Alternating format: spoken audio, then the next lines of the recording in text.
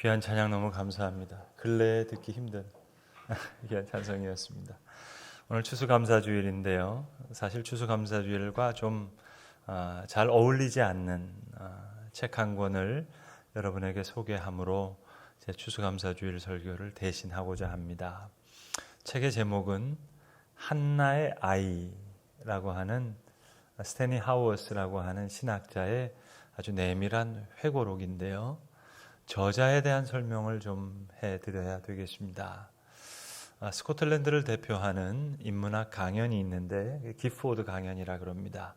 전 세계에서 인문학, 철학, 신학, 종교 여기에 제일 뛰어난 학자를 1년에 한 번씩 세워서 세인트 앤드루스 그리고 글래스고 또 어떨 때는 에딘버러, 에버딘, 스코틀랜드에 있는 대학에서 강연자로 세우는 그래서 이 기포드 강연에 강연자로 선다는 것은 인문학자로서 최고의 명예를 얻는 그런 자리입니다.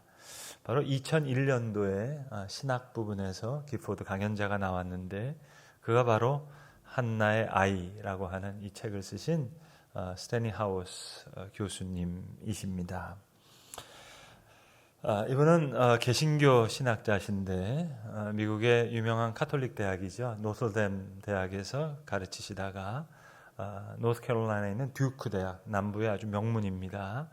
듀크 대학의 석좌 교수로 이제 은퇴하신, 지금은 연세가 한 80세 되신 그런 교수님이신데 그분이 은퇴하셨던 2013년, 7년 전에 은퇴하시면서 그분의 회고록을 쓰셨습니다. 그 책이 바로 오늘 제가 여러분에게 소개해 드리려고 하는 한나의 아이라고 하는 책입니다. 그게 회고록인데 이 책의 중심되는 거의 대부분의 내용이 어떤 내용인가 하니 이분이 결혼해서 25년 동안 결혼 생활 함께 했던 그런데 안타깝게도 정신질환을 앓았던 그 아내와의 삶을 다룬 이야기입니다. 전 스테니 하우어스의 신학 다른 책들을 많이 읽었습니다. 그런데 이 한나의 아이만큼 한번 손에 잡히고 손을 뗄 수 없는 그런 책은 없었습니다. 다른 책은 다 신학책이기 때문에 제가 읽고 끝나는 거죠. 교우들에게 선물할 수 없는 책이죠. 그러나 이 한나의 아이만큼은 교우들에게 선물하기도 하는 그런 책이기도 합니다. 자, 신학자로서 그는 노틀댐 대학교에서 또 듀크 대학으로 이제 아주 승승장구하는 그런 여정이 있었습니다.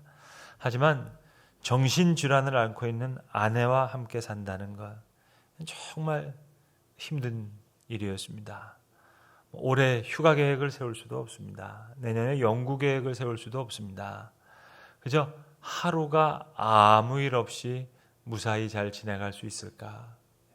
그것이 걱정이었던 무려 20년 넘게 나중에 비극적으로 아내가 이제 자살을 하는 것으로 스토리가 끝이 납니다만은 아무튼 이 깊은 아픔을 솔직히 드러낸 책입니다. 이 치열한 인생의 흙길에서 걸어가는 그러면서 감내해야 되는 그런 깊은 이야기들 아주 내밀한 이야기가 이 책에 이렇게 솔직하게 써도 될까 할 만큼 나오는 책이라 하겠습니다. 정신의학에서는요 에피소드라는 말을 하는데 우리말로는 사파입니다. 환자가 그 에피소드에 들어가는 겁니다. 자기가 그 소리에 빠집니다. 환청을 들기도 하고 그리고 집착하기도 하고 그러니까 자기가 감정을 주체할 수가 없습니다.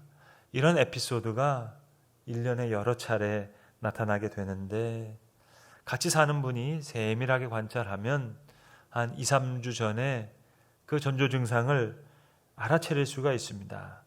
좀 행동이 좀 달라진다거나 입가의 근육이 미세한 변화를 온다거나 다 볼 수 있는데 그런데 이런 눈치를 챘다는 신호를 환자가 알게 되면 발작을 일으킬 가능성은 더 높아집니다. 또 그것을 환자가 잘 감출 수 있게 됩니다.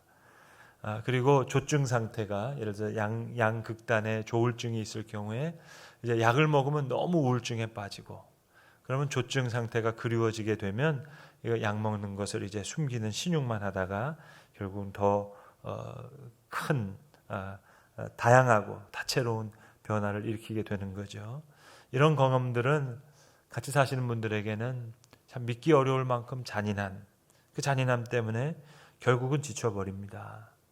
정신질환자와 하루하루를 보내는데 엄청난 에너지가 드는데, 이 하우어스는 그의 아들과 함께 그래서 20년 겪은 거예요. 아픈 기간이 길어지면 길어질수록 생활이 힘들어지고, 또 환자는 자기가 겪는 경험을 공유할 수 없기 때문에, 책에 보시면 최대한 아내의 입장에서 아내를 이해하려고 쓴 책입니다. 저는 이 책을 2013년 하우어스가 은퇴하면서 쓰신 책이기 때문에 전혀 몰랐습니다. 저는 이 상황을 모르고 훨씬 그 이전에 하우어스의 신학책들을 읽었죠. 야, 참 뛰어난 신학자다. 신학의 내용의 깊이, 생각의 깊이, 감동도 받고 도전도 받고. 그런데 이런 내밀한 스토리가 있는지를 전혀 몰랐습니다. 한나의 아이, 이 책의 부제가 뭔고 하니 정답 없는 삶에서 신학하기. 정답이 없다는 거예요. 하나님이 어떻게 임재하시는지, 하나님 나를 어떻게 도와주시는지. 신학자였기 때문에 아무렇게나 쓸 수가 없잖아요. 정확하게 써야 되는데 그걸 모르겠다는 거예요. 정답을 알 수가 없습니다. 여러분, 벌써 요만큼만 말씀드려도 어떤 책의 내용일지 느껴지는 어떤 어두움, 고통, 복잡다단함, 이런 게 느껴지지 않습니까? 그런데 너무 놀라운 사실은 이 책을 정말 읽다 보면은요, 너무 재치가 넘쳐서 혼자 키득키득 웃을 때가 있습니다. 유머가 많습니다. 그리고 비밀한 환희와 기쁨이 가득해요. 책이 너무 재미있어요. 사실 이 책의 실질적인 주제는 우정에 대한 책이에요. 그 아들과 함께 이거 겪는 거, 이거 우정이에요, 우정. 그리고 하나님이 어떻게 임재하시는지, 하나님이 어떻게 도와주는지 그건 모르겠는데, 하나님께서 주변의 사람들을 이렇게 만나게 해주셔서 이걸 겪어나가는 일들이 벌어지는, 엄청난 일들이 벌어지는데 이걸 견디면서 나가는 거예요. 전 그런 의미에서 추수감사주일과 어찌 보면 전혀 어울릴 것 같지 않지만 어찌 보면 참 잘 어울리는 책이라 생각해서 이 책을 소개합니다. 책 내용은 너무 개인적이고요. 또 미국의 정서가 너무 들어가 있기 때문에 미국의 북쪽과 남쪽의 지역 정서라든지 또 신학계의 이야기, 그 구체적인 생존에 있는 인물들의 그 책들, 이름들이 다 나오기 때문에요. 이것을 일반화해서 여러분에게 다 설명드리기가 어려운 부분이 참 많습니다만은 책을 직접 읽어보시면은요, 너무 확실하게 느끼실 거예요. 이게 하워스의 글쓰기의 힘인지 아니면 필체의 힘인지 모르겠는데 어두운 내용일 것 같은데 그렇지가 않아요. 읽을 때 느낌은 그렇지가 않아요. 정말 참 묘하죠. 환희도 느껴지고 유머도 느껴지고. 여러분, 남편인 입장에서, 하워스 입장에서야 30살 때부터 겪는 일이지만 그 아들은 7살 때부터 이걸 겪는 일이잖아요. 이게 얼마나 고통스러운 일이겠어요. 정신질환이라는 것은 그 정신이라는 말에 있듯이 이 양극성 장애, 이게 참 잘 드러나지가 않습니다. 그냥 고통이라고 묘사하기에는 너무 좀 묘한 괴로움이죠. 이게 뭘까? 정답 없는 삶 속에서 신학을 하는 거예요. 책이 무슨 딱딱 떨어지는 결론이 있는 건 아닙니다. 그러니까 책 한 대여섯 장의 챕터가 있는데요. 챕터의 제목부터가 살아남기, 견디기, 인내와 기도, 그런 책입니다. 근데 우정에 대한 책이에요. 그러니까 맨 마지막에 그런 얘기를 씁니다. 어찌 보면 하나님이 어떻게 임재하셨냐, 아니면 어떻게 도와주셨는지 그건 모르겠는데 하나님이 내게 주신 만남의 축복을 통해서 이렇게 여기까지 인도하셨다. 그렇다면 이거는 한편의 긴 감사의 글이 아닐까, 그런 고백을 합니다. 이 원고를 다 쓰고 나서 스탠리 하워스가 여러 사람한테 읽히기도 하지만 특별히 두 사람에게는 이 원고를 주면서 이 책의 출판 거부권을 줍니다. 첫 번째가 그의 아들이고 두 번째가 두 번째 부인인데, 각기 다른 이유로 이 책이 읽기가 참 힘든 거 아니겠어요? 두 번째 부인보다는 아들이 훨씬 더 힘들겠죠. 그러니까 이 책을 주면서 자, 책 나오기를 거부한다면 나 이 책을 내지 않겠다. 두 사람이 다 거부하지는 않습니다. 그래서 이 책은 그대로 그 아들과 두 번째 부인을 위해서 헌정된 그런 책이기도 합니다. 하워스의 표현대로 우정을 통해서 이 일을 극복하는 거예요. 성도 여러분, 전 사람에겐 두 가지 중요한 자산이 있다고 저는 그렇게 믿습니다. 이 두 가지를 보면 그 사람을 알 수 있다, 무게를 잴 수 있다 생각하는데요. 첫 번째는 이분이 겪은 어려움입니다. 그건 누가 됐든 어려움을 많이 겪었어요. 그건 좋은 거예요. 그런데 그게 좋게 되기 위해서는 두 번째 전제 조건이 있어야 되는데 이게 상처로 남으면 안 됩니다. 컴플렉스로 남으면 안 됩니다. 컴플렉스가 있는 분들 참 대하기 힘듭니다. 그런데 컴플렉스가 없어요. 내면에 상처로 남지 않았어요. 그렇다면 어려움은 많이 겪으면 많이 겪을수록 좋아요. 내가 지고 있는 짐의 무게가 무거워요. 상처만 안 된다면 이건 그 무게는 더 무거우면 무거울수록 좋아요. 그럼 여러분 상처인지 아닌지를 어떻게 알 수 있습니까? 아픔은 상처예요, 여러분. 상처에 소금 뿌린다 그러잖아요. 아파요. 그럼 상처예요. 근데 아프지가 않아요. 다 나섰어요. 분명히 흔적은 있는데 아팠는데 이게 다 나서서 치유돼서 흔적은 있는데 이거 아무리 뭘 해도 이거 뭐 간지럽기만 하고 아프지가 않아요. 이건 상처가 안 되는 거예요. 제가 자취할 때 보니까 말이에요. 이 은행 잔고에 돈이 없잖아요. 그러면 괜히 배가 고파요. 먹고 싶은 게 너무 많아져요. 네. 여러분 요즘은 뭐 현금을 안 갖고 다니니까 모든 게 다 이게 숫자잖아요. 은행 계좌 있죠. 근데 그게 사실 돈 같지만 게 다 숫자잖아요. 숫자. 여러분 갖고 있는 통장에 동그라미가 몇 개 더 있다고 생각해 보세요. 생각만 해도 기분이 좋으시죠, 여러분? 그럼 생각 많이 하세요. 그런데 이게 생각만으로 안 돼요. 이게 뭐가 없잖아요. 그러면 괜히 먹고 싶은 것도 많고 배도 고파지고 통장에 잔고가 많으면 배도 별로 안 고파요. 먹고 싶은 것도 별로 없어요. 근데 배가 고플 때 배만 고픈 게 아니에요. 슬퍼져요, 마음이. 그리고 외로워진다고요. 그러니까 중요한 건 이 내면의 힘인데 이걸 극복할 수만 있다면 컴플렉스가 안 된다면 상처가 안 된다면 그 어려움은 많이 겪으면 많이 겪을수록 좋아요. 짐의 무게가 무거우면 무거울수록 좋아요. 하워스도 다윗에게도 이건 거룩한 흔적이에요. 그 흔적을 보고 사람들이 공감을 하면서 감동을 받는 거예요. 은혜를 받는 거예요. 슬픈 이야기인데 환희를 느끼는 거예요. 그러니까 긴 감사의 편지다. 아들에 대한 우정. 어려움이 있었죠. 근데 여러분 제가 어제도 교우 한 번 만났는데 목사님 어렵지 않습니까? 물어보시더라고요. 제가 코로나가 왕관이라면서요, 여러분. 그러니까 이게 상처가 안 되면은요 어려움은 더 어려울수록 더 좋은 거예요. 여러분 다윗이 왜 훌륭할까요? 오늘도 우리가 다윗의 시편을 읽었는데요. 제가 여러 번 설교 중에 말씀드렸지만 이거 뭐 논문으로 쓸 수 있는 내용은 아니지만 저는 시편을 읽으면 읽을수록요 아무리 생각해도 제 개인 생각입니다. 다윗은 이새의 본부인의 아들이 아니었을 것 같아요. 계속 읽으면 읽을수록 그런 생각이 들어요. 시편 69편에 보시면 다윗이 이런 고백을 합니다. 내가 설 곳이 없다. 내가 형제에게서 객이 되었다. 어미의 자녀들에게 내가 낯선 자가 되었다. 왜 어미의 자식들에게 내가 낯선 자가 되죠? 내가 왜 형제들에게 객이 되죠? 그러니까 혼의 아들이 아니었을까 그런 생각해 봅니다. 시편 35편 14절에 보시면 이런 문구가 나와요. 내가 나의 친구와 형제에게 행한 같이 그들에게 행하였으며 내가 몸을 굽히고 슬퍼하기를 어머니를 곡함같이 하였도다. 엄마가 죽었을 때 너무 슬펐다는 거예요. 곡을 했다는 겁니다. 자, 지금 있을 데가 없잖아요. 그러니까 이새의 집에 들어왔어요. 말째예요. 아니 사무엘이 그래 왕을 세운다 그러는데 그러면 첫째부터 일곱째까지 다 봐야지 왜 말째는 없어요? 눈칫밥 먹으니까 아버지 저 양 좀 치면 안 됩니까?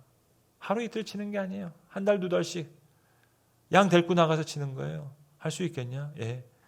그쪽이 더 편할 것 같아요. 그래서 양을 치는 거예요, 여러분. 그래서 시편 27편에 보시면 내 부모는 나를 버렸어도 하나님께서 나를 버리지 않으셨습니다.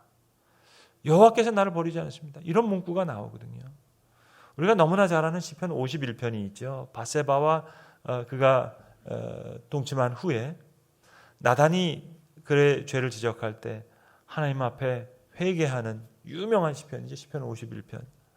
근데 그 시편을 문자적으로 한번 이해해 보면 어떨까요? 내 모친이 죄 중에 나를 잉태하였습니다. 내가 죄 중에 나왔습니다.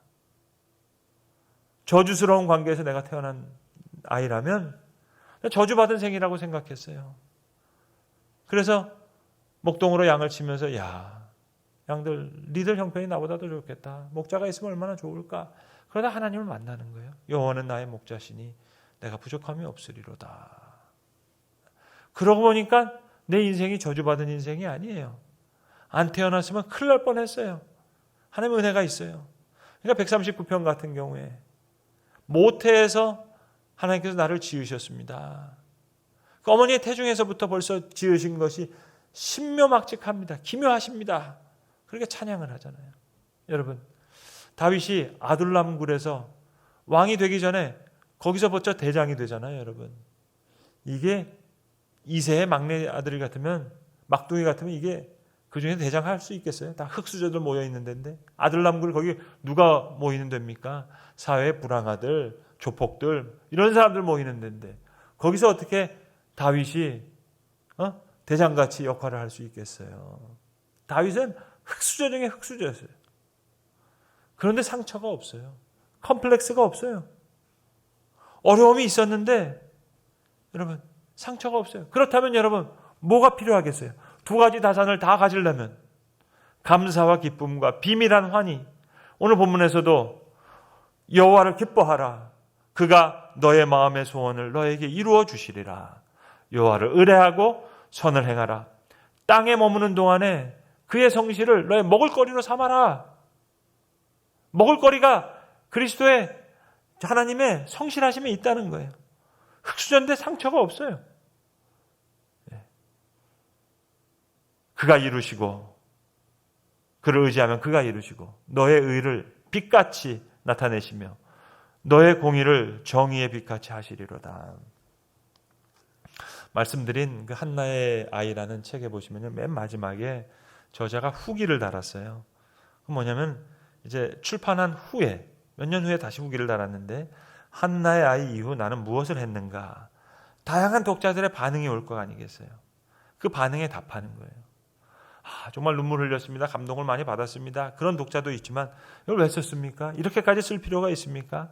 그걸 다 설명하는 거예요. 완전히 오픈해서. 정답 없는 삶 같지만 솔직한 얘기를 다 설명하는 거예요. 정답이 없어요. 어떨 때는 한나의 아이를 씀으로써 당신 뭘 배웠습니까? 그렇게 물으면 창피하지만 말한다는 거예요. 책 쓰기 전에 몰랐던 것을 배운 바가 있는지 잘 모르겠는데요. 솔직한 대답이에요. 그럼 사람들이 다 만족하지 않는 그런 눈빛을 보인다는 겁니다. 그러면 이거 이렇게 훌륭한 책을 쓰고 뭘 배웠는지 말하지 못한다는 사람이라면 이 책을 쓴 사람일 리가 없다. 그렇게 생각하는 사람들이 많다는 거예요.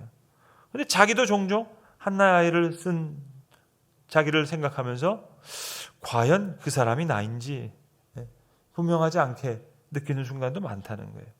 여러분, 이런 솔직함이 어디 있죠? 질문이 하나도 상처가 안 되고요. 그의 부끄러운 대답이 하나도 부끄러움이 안 돼요. 그러나 분명한 것은 이 한나의 아이를 씀으로써 그 이전과 이후에 자기가 달라졌다는 것, 그것만은 분명하다는 거예요. 이 책을 쓰면서 뭘 배웠는지 딱 잘라서 말씀은 못 드릴 텐데 그건 말할 수 없지만 분명한 것은 이 과정을 통해서 내가 분명히 변했음을 인정할 수 있다. 그래서 자기 주변에 있는 사람들, 친구들 이야기들 쭉 얘기하면서 이거 어떻게 보면 감사의 편지고 이런 변화를 하나님께서 내게 주셨다. 저는 그런 의미에서 올해 2020년 추수감사절은 우리에게 조금 변화가 있는 그런 감사절이었으면 좋겠습니다. 지난 주일날 오후에 제가 뭘 배웠는지는 잘 모르겠는데요. 이번 주일날 제가 나가면은 하나 달라질 게 하나 있을 것 같아요. 뭐가 달라지지 아세요? 제가 강아지 간식을 챙겨가지고 센트럴파크에 나갈 겁니다. 강아지 데리고 오신 분들이 많더라고요, 여러분. 지난주에 뭘 배웠는지 모르겠지만 여러분, 강아지 간식 챙겨 나간 사람 되면은 그만큼 변한 거죠, 여러분. 오늘 시편이 조금 새롭게 들려진다면 그만큼 변한 거겠죠. 환경은 이만큼 변했고, 하워스가 그 책의 맨 마지막을 이렇게 끝맺어요. 많은 독자들이 감동을 받고 도움을 받았다고 막 이렇게 너무 극찬을 하니까 한나의 아이가 도움이 됐다면 그건 큰 선물일 거라고. 내가 예수님 따르는 사람인데 거기에 부름받은 자인데 이렇게 좋은 일 하나님 주신 큰 선물이 아니겠냐고. 감동적인 대목이 몇 군데가 있는데요. 이분이 노틀담 대학에서 이제 듀크 대학으로 넘기는 거예요. 석자 교수가 되는데 이 커리어적으로 보면 얼마나 놀라운 일이에요. 이 모든 일을 결정하기에 앞서서 최종적인 결정권을 누구한테 주냐면 노틀담 대학을 다닐 때 자기 아들과 거기 신앙생활을 했던, 그러면서 큰 도움을 받았던 한 60명 정도 모이는 감리교회를 다녔는데요. 그 교회 교인들을 모아놓고 마지막 결정 당신들이 하라고 얘기합니다. 당신들이 가라 그러면 갈 것이고 가지 말라 그러면 안 가실 건데, 근데 그 교회들이 얘기하는 거예요. 듀크 대학은 감리교 배경이 있는 대학인데 거기 가서 우리의 이야기를 전해주라고. 그러면서 이렇게 보냅니다. 한나의 아이라는 게 뭐냐면 이 어머님이 무학이에요. 저 남부의 아주 가난한 집에서 그 벽돌을 짓는 조적공입니다. 벽돌을 쌓는 사람, 할아버지도 그렇고 아버지도 그렇고, 그렇게 해서 나중에 신학자가 된 자신의 이야기부터 쭉 이야기를 하는데요. 이분이 마지막 책을 이렇게 얘기하는 거예요.